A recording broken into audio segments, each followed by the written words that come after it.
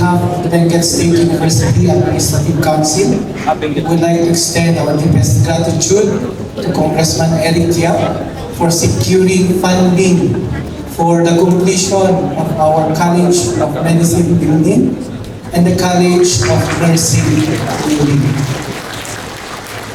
And of course, to Senator Erwin Tulfo for providing the funding.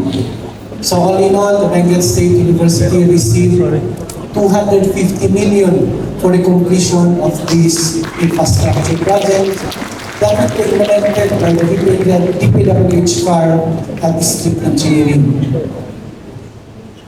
Next, on behalf of DSU, we would like to greet our provincial governor. Sir, happy birthday. Next, on behalf again of the University Admin Council, we would like to extend our greetings to the local government unit of La Trinidad for celebrating the 2026 Strawberry Festival. Congratulations po to LGU La Trinidad. Finally, as partner of LGU La Trinidad, the university expressed its strong support to the local government unit of La Trinidad in advancing inclusive development.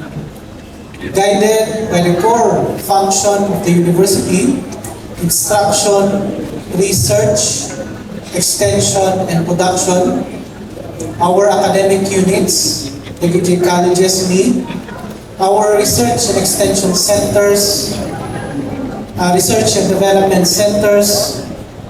We partner with the municipality of La Trinidad. However, Mayor, kasangsaw kami na dito dyan itong mga board members at baka po natin ni paborito sa ni BSU ni La Trinidad.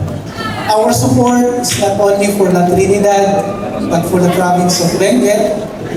And considering that our vision is to become a premium university, and of course, to the communities of the Cordillera, but of course, primary consideration is Benguet. So we are providing relevant education through our researches. We are developing technologies, innovations that should solve our concerns, and recommendations coming from our researches that hopefully will be adopted by our local legislators to provide enabling environment that will pursue progress in our locality. And with our community extension activities, we are hoping that we can deliver responsive community extension activities to our respective communities.